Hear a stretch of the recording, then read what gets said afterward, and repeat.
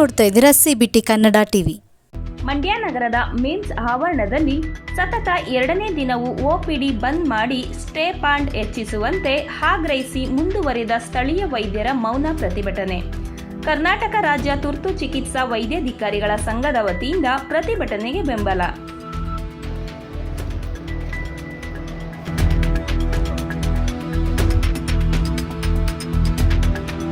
ನಾವು 2ನೇ ದಿನನೂ ಸ್ಟ್ರೈಕ್ ಕಂಟಿನ್ಯೂ ಮಾಡ್ತಾ ಇದ್ದೀವಿ. ನಮ್ಮದು ಕಾರ್ಡ್ ಅಸೋಸಿಯೇಷನ್ ಇಂದ ಇನ್ಕ್ಲೂಡ್ಸ್ ನಮ್ಮ interns, post graduates, MCH PGs and junior residents, senior residents. ನಿನ್ನೆ ರೀತಿಯೇ ನಾವು ಎಸೆನ್ಷಿಯಲ್ಸ್ ಮತ್ತು ಏನು ಲೇಬರ್ ರೂಮ್, ICUs ಆ್ಯಂಡ್ ಕ್ಯಾಜುಯಾಲಿಟೀಸ್ ಅವು ಶಟ್ ಡೌನ್ ಮಾಡ್ತಾ ಇರಲ್ಲ. OPDsನ ಶಟ್ ಡೌನ್ ಮಾಡ್ತಾಯಿದ್ದೀವಿ, ಅಂದರೆ ನಾನ್ ಎಸೆನ್ಷಿಯಲ್ ಸರ್ವಿಸ್ನ ಶಟ್ ಡೌನ್ ಮಾಡ್ತಾಯಿದ್ದೀವಿ. ನಿನ್ನೆ ಮಾಡಿರೋ ಸ್ಟ್ರೈಕ್ ನಮಗೆ ರೆಸ್ಪಾನ್ಸು ಸ್ವಲ್ಪ ಬಂದಿದೆ ಅಷ್ಟೇ. ಅಂದರೆ ಯಾವುದೇ ಒಂದು ಡಾಕ್ಯುಮೆಂಟ್ ಮುಖಾಂತರ, ಯಾವುದೇ ಒಂದು ಅಫಿಷಿಯಲ್ ಲೆಟ್ರ್ ಮುಖಾಂತರ ಬಂದಿಲ್ಲ. ಕಾರ್ಡ್ ಸಮಿತಿ ಬೆಂಗಳೂರಿಂದ BMCಯಿಂದ deputy chief minister DK Shivakumar ಸರ್ನ ಮೀಟ್ ಆಗಿದ್ದಾರೆ. ಅರೌಂಡ್ ಈವ್ನಿಂಗ್ ಟೈಮಲ್ಲಿ ಮೀಟ್ ಆಗಿದ್ದಾರೆ. ಅವರು ಕೂಡ ಒಂದು ಯಾವ ರೀತಿಯಲ್ಲಿ ಒಂದು ಭರವಸೆ ರೀತಿಯಲ್ಲಿ ಹೇಳಿದ್ದಾರೆ. ಬಟ್ ಅವ್ರು ನಮ್ಮನ್ನ ಅಫಿಷಿಯಲಾಗಿ 16ನೇ ತಾರೀಕು ಮೀಟ್ ಆಗಿ ಅಂತ ಹೇಳಿದ್ದಾರೆ. ಸೊ ಹಂಗಾಗಿ ಅಲ್ಲಿವರೆಗೂ ನಮ್ಮದು ಪ್ರೊಟೆಸ್ಟ್ ಕಂಟಿನ್ಯೂ ಆಗ್ತಾ ಇರುತ್ತೆ. ಯಾವುದೇ ಥರದ ಜನರುಗಳಿಗೆ ಹಾರ್ಮ್ ಇಲ್ದಲೆ ನಾವು ಸೈಲೆಂಟ್ ಪ್ರೊಟೆಸ್ಟ್ ಮಾಡ್ತಾ ಇದ್ದೀವಿ. ಸೊ ಎಷ್ಟು ಬೇಗ ಆಗುತ್ತೋ ಅಷ್ಟು ಬೇಗ ನಮ್ಮ ಮನವಿನ ಕನ್ಸಿಡರ್ ಮಾಡಿ ನಮ್ಮ ಸ್ಟೈಪೆಂಡ್ ಬಗ್ಗೆ ಒಂದು ಹೇಳಿಕೊಟ್ರೆ, ಒಂದು ಅಫಿಷಿಯಲಾಗಿ ಒಂದು ಲೆಟ್ರ್ ಬಂದರೆ ನಾವು ಈ ಪ್ರೊಟೆಸ್ಟ್ನ ನಿಲ್ಲಿಸ್ತೀವಿ. ಅಲ್ಲಿವರೆಗೂ ನಮ್ಮ ಪ್ರೊಟೆಸ್ಟ್ ಕಂಟಿನ್ಯೂ ಆಗ್ತಾ ಇರುತ್ತೆ sir. We, the members of Karnataka Association of Resident Doctors, would like to express our deepest condolences for the tragic rape and murder of one of our own colleagues that happened this week in Kolkata. And while she was on duty within the college hospital premises. So with that, we are in full support of all our colleagues who are facing the same and who are getting out in strike related to the same issue. We demand that our security be strictly enforced and there is zero protest against there's zero tolerance to the violence against doctors, and to increase security during working hours for the doctors. We continuously work around 24 hours to 72 hours while in the night. So we should have extended security during those times, and I hope the concerned authorities take this seriously so that such tragedy is never repeated again. As our ongoing protest, this is part of our first demand. The second also being that, as you know, we've started the protest for increased stipend in Karnataka to all, and this protest is going around through all the medical government colleges in Karnataka.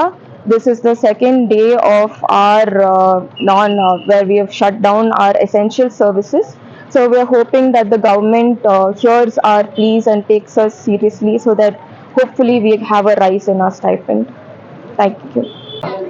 ನಾನು doctor Yogendra Kumar ಅಂತ, ಕರ್ನಾಟಕ ರಾಜ್ಯ ತುರ್ತು ಚಿಕಿತ್ಸಾ ವೈದ್ಯಾಧಿಕಾರಿಗಳ ಸಂಘದ ಕಾರ್ಯದರ್ಶಿ.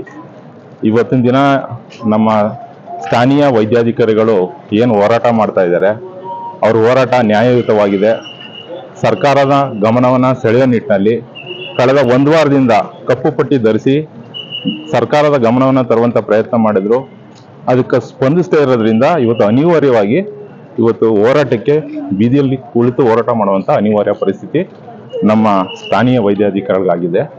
ಸ್ಥಾನೀಯ ವೈದ್ಯಾಧಿಕಾರಿಗಳು ಅಂದರೆ ಅರ್ಥ 24/7 ಹಾಸ್ಪಿಟಲಲ್ಲೇ ಇರುವಂಥ ವೈದ್ಯಾಧಿಕಾರಿಗಳು ಅಂತ. ಇವರು basic pillar of the every hospital. ಏನು ವೈದ್ಯಕೀಯ ಸೇವೆ ಕೊಡ್ತಾ ಇದೆ ಸರ್ಕಾರಿ ಆಸ್ಪತ್ರೆಗಳಲ್ಲಿ ಅಥವಾ ಸರ್ಕಾರಿ ವೈದ್ಯಕೀಯ ಕಾಲೇಜುಗಳಲ್ಲಿ, ಮೇನ್ ಪಿಲ್ಲರ್ಸ್ಗಳೇ ನಮ್ಮ ಸ್ಥಾನೀಯ ವೈದ್ಯಾಧಿಕಾರಿಗಳು.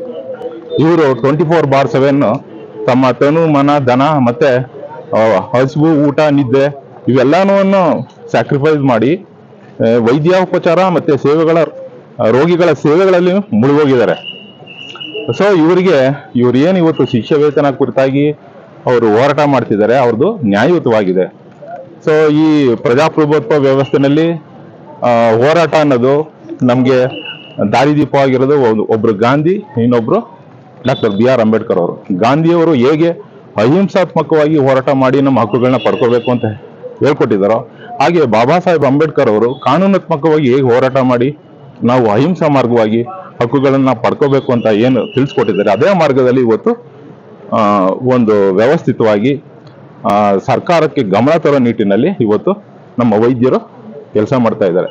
ನೋಡಿ, 24/7 ಕೆಲಸ ಮಾಡೋದ್ರಿಂದ ಇವತ್ತು ಕಲ್ಕತ್ತಾ ಗೌರ್ಮೆಂಟ್ ಮೆಡಿಕಲ್ ಕಾಲೇಜಲ್ಲಿ ಒಬ್ರು ಇವರೇ ಸಹೋದರಿ ಅಂತಾನೆ ತಿಳ್ಕೊಳ್ಳಿ, ಅವರೊಬ್ರು ಸ್ಥಾನೀಯ ವೈದ್ಯಾಧಿಕಾರಿ, ಅವ್ರಿಗೆ